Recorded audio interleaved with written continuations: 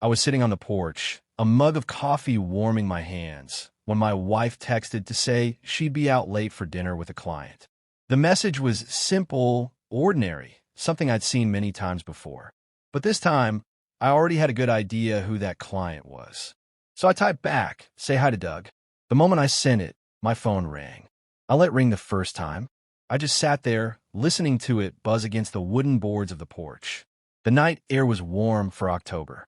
Crickets hummed steadily in the background, and somewhere nearby, a neighbor's dog barked at nothing in particular. Life carried on, unchanged. Then the phone rang again. I picked up. Dean, listen to me. It's not. Her voice was low, strained, like she was trying not to be heard. There was a television murmuring in the background, some late-night show playing softly. I didn't say anything at first. I just listened. She kept pleading, her words tumbling over each other. "Please, honey," term she hadn't used for me in years. I stared down at the porch board beneath my boots. I had painted them myself that summer, back when things still felt steady, back when I believed we were steady. Finally, I spoke. "Don't come home tonight, Terry." She tried to say something else, but I ended the call. Then I sat there for another half hour, my coffee growing cold in my hands. I didn't cry. I didn't break anything. I just listened as the dog eventually stopped barking, while the crickets kept going like nothing in the world had shifted. But everything had. The truth was, I already knew what was coming. I'd known for a week. The previous Thursday, our son Kyle had called from Columbus, talking about a strange noise in his truck.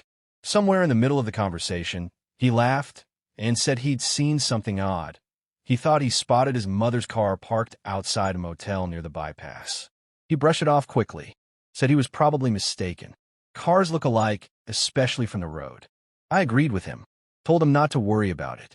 But after we hung up, I stood in the kitchen for a long time, phone still in my hand. Wednesdays. Terry always had late meetings on Wednesdays. I didn't rush out there that night, or the next. I waited an entire week, because if there was something to see, it would happen again. At my age, you learn patience. You don't tear everything apart at the first sign of trouble. You listen carefully, let the problem reveal itself. That whole week, I went through the motions. Opened a shop, came home, sat across from her at dinner. We talked like we always did. She asked about my day. I asked about hers. She lied easily. By Tuesday night, I had already decided what I would do if it turned out to be true. I just needed to see it for myself. The next Wednesday, I closed the shop early, told my assistant I had an appointment. Then I drove out to the bypass and parked across from the motel, half hidden behind sign. From there, I could see the row of doors clearly. Her car was already there, a dark blue Camry, with a high school bumper sticker from when Kyle played ball. I knew that car better than I knew her face some days. I waited. 40 minutes passed. The engine ticked as it cooled. A cleaning lady pushed her cart past the rooms again and again. My hands rested steady on the steering wheel, calm in that strange, focused way they get when I'm working on something delicate. Then the door opened. Terry stepped out first. She pulled her coat tight and walked quickly, not looking around. A few seconds later, Doug followed. There was no dramatic moment, no confrontation. They didn't touch. They didn't even look at each other. They walked to separate cars, like people who had practiced keeping their distance. Doug's truck was parked far off at the edge of the lot. Careful, thought out, Terry drove off toward town, likely heading back to the office to finish her day as if nothing had happened. Doug sat in his truck for a while, head resting against the wheel, before finally pulling away. I stayed where I was for 10 more minutes. Then I went home.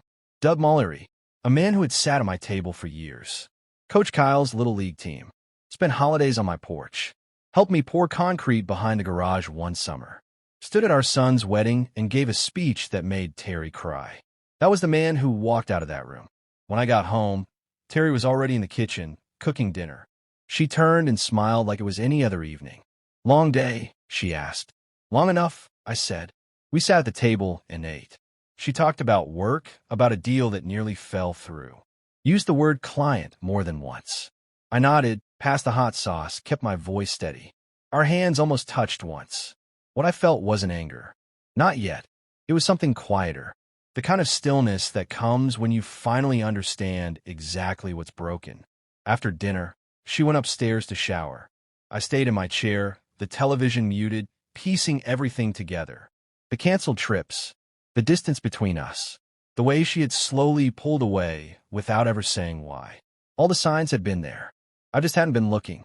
That night, I slept beside her like nothing had changed. Moving out would have told her I knew, and I wasn't ready for that conversation yet. At one point, she rolled over and rested her hand on my back the way she used to. I stayed still. After a moment, she pulled it away. The final confirmation came the next morning. She was in the shower. I was pouring coffee in the kitchen when her phone lit up on the table. She had always left it out in the open. For decades, there had been nothing to hide. Until now, a message appeared on the screen. Doug's name, and just one line beneath it. Same time next Wednesday. Miss you already. I read it twice, just to be sure. Then I did something I'm still a little proud of. I didn't touch the phone, didn't unlock it, didn't dig deeper. I didn't need to. The truth was already clear, and searching further wouldn't change it. I stood there quietly until the screen went dark. When she came downstairs a few minutes later, dressed for work, she picked up her phone without even glancing at it and slipped it into her purse. She leaned over, kissed my cheek, and mentioned something about a meeting later that day. I looked at her for a moment. Then I said, "Drive safe."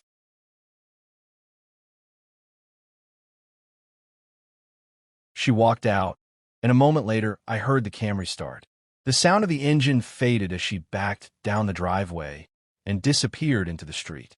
I stood there for a while, then carried my cup to the sink and poured the rest of the coffee away. The house felt different. Not louder, not quieter, just unfamiliar, like something had shifted in its foundation. I sat at the kitchen table where her phone had been and began to think slowly about how the rest of the day would unfold.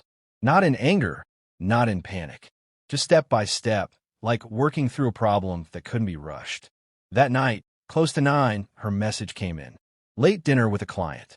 Don't wait up. I stared at the screen for a few seconds, then typed the same words as before. Say hi to Doug. It took less than a minute for my phone to ring. She didn't come home until 3 in the morning. By then, I was back on the porch. The first cup of coffee had long gone cold. I had poured another, and then another, more out of habit than need. The night had deepened, but the crickets were still there, steady as ever. Her headlights crept slowly up the driveway. She didn't pull into the garage like she usually did. Instead, she stopped halfway, turned off the engine, and sat there in the dark. For a long time, when she finally stepped out, I could see it immediately. The smudged makeup, the coat button wrong, the way her hands trembled slightly as she held her keys.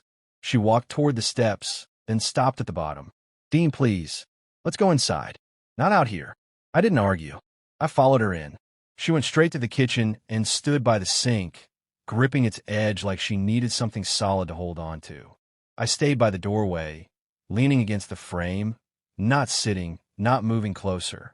The first thing she said was, I couldn't stay there. I didn't want it to end like this. For a second, I almost laughed. Not out of humor, but disbelief. As if she still believed she had control over how this story ended. After everything that had already been written, she kept talking. Said it wasn't what I thought. Said it was complicated. Said she'd been lonely, that I had been distant, that somewhere along the way we had both lost something. And then, like it was the most important part, she told me she still loved me. I let her finish. Then I looked at her. Really looked at her. You let Doug into our life in a way that broke it. Terry, I said quietly. Doug, the man who carried our son on his shoulders. The man who sat at our table. My voice didn't rise. It didn't need to. There's nothing you can say tonight that I want to hear. She broke down then. Tears, apologies, words tripping over each other. I let it happen. There was nothing I could do to stop it, and nothing I wanted to do to comfort it. When the room finally went quiet again, I spoke. In the morning, pack a bag and go to your sister's. Don't come back unless I tell you to. She tried to say my name, but I cut her off. Don't. That night, I slept in Kyle's old room. I locked the door behind me for the first time in 20 years. Kyle drove down on Saturday morning. I had called him the day before, during a break at the shop. I didn't go into details. Just told him what mattered. His mother. Doug. I had seen them. There was a long silence on the line. Then he said one word. Doug. Yes. He arrived late that night, walked into the kitchen, dropped his keys on the counter the same way he used to when he was a teenager, and asked where his mother was. "At your Aunt Linda's," I told him. "She won't be coming back for now." He sat down heavily, put his head in his hands, and stayed like that for a while. I made him a sandwich, because I didn't know what else to do. He ate it without looking up. When he finally spoke, his voice was quiet. 20 years. He was around us for 20 years. "I know," I said. "He coached me. He was at my wedding." "I know that, too." When he looked up at me, something in his face had changed. He was a grown man, 30 years old, with a life of his own. But in that moment, he looked much younger, like something underneath him had just given way. He asked me what I needed from him. I thought about it carefully before answering. "Nothing," I said. "Just sit with me for a while. Like we used to." We took a couple of beers out to the porch and sat side by side. We didn't talk much. The night carried on around us, crickets filling the silence where words didn't belong. Eventually, he went to bed in his old room, and I went back to mine, the one I had taken back, the one with the locked door. The next morning, I started packing her things. The town didn't take long to catch up. Small towns have a way of spreading the truth without anyone ever saying it directly. By the second week, Doug's wife knew. I don't know who told her. It could have been anyone. News travels along quiet, unexpected paths in places like ours. She called me one afternoon while I was at the shop. I was underneath a truck when Ramon handed me the phone, his expression careful, like he already understood more than he was saying. Her voice was steady, but strained. "Dean, I just need to ask you one thing. How long?" I slid out from under the truck, wiped my hands on a rag, and stood there with the smell of motor oil still clinging to me. "I don't know exactly," I said, "but long enough." There was a sound on the other end of the line, not quite crying, something deeper than that. "Thank you for telling me the truth," she said. Then she hung up. Doug stepped down from coaching a few days later, just walked away from it. People noticed. Of course they did. They always do. His marriage fell apart within a month. His wife took the kids and left. The reasons were never spoken out loud in public, but they didn't need to be. Everyone already knew. I didn't celebrate any of it. There was no satisfaction in watching another family break, even if he had played a part in breaking mine. But I didn't feel sorry either. Some consequences arrive exactly where they're meant to. A couple of weeks later, I stopped for gas on my way home. He was there, standing at the next pump. We saw each other at the same time. He froze, then looked away, like he could somehow make himself smaller, less noticeable. I kept filling my tank. For a few minutes, neither of us moved.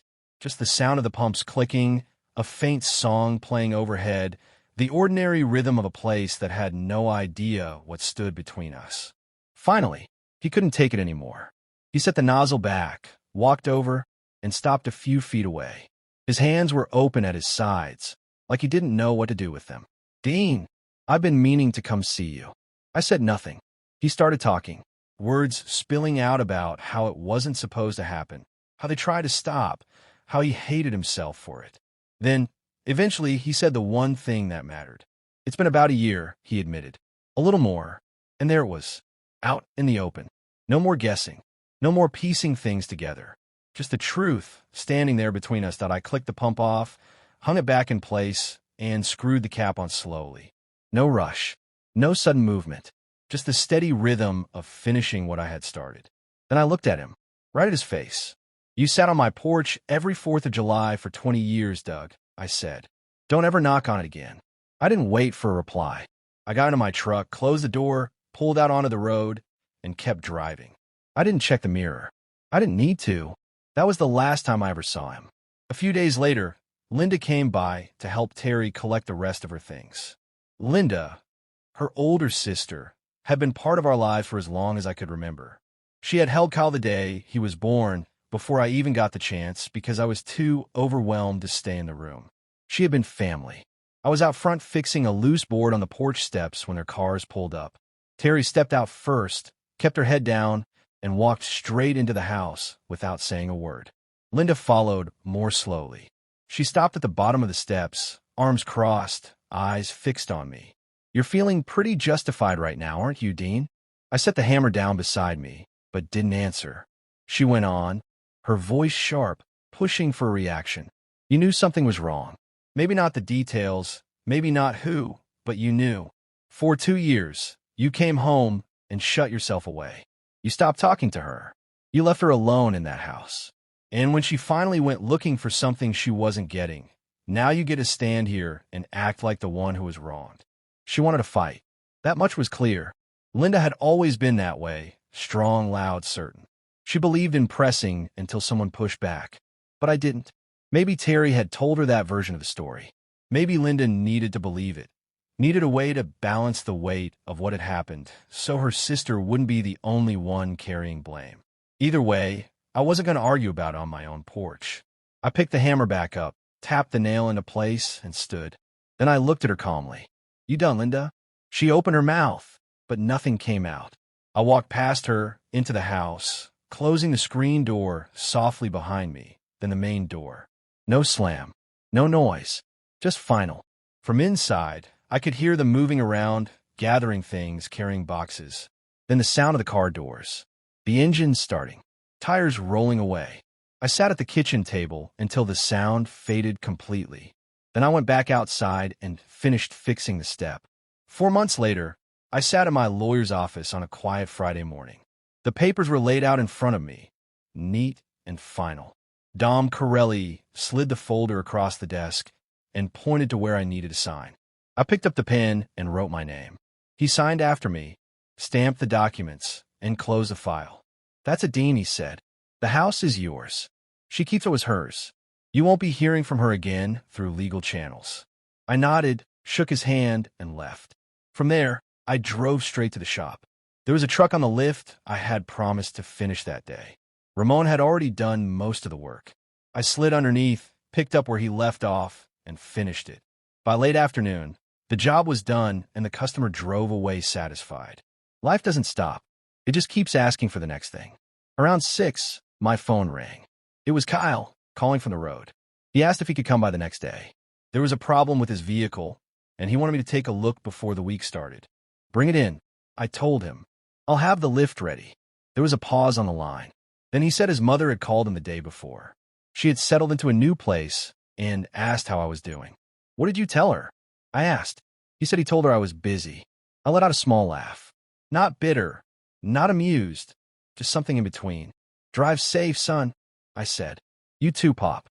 When the call ended, I turned off the lights in the shop, locked up, and stood outside for a moment. The sign above the door caught my eye. My father's name carried forward into mine.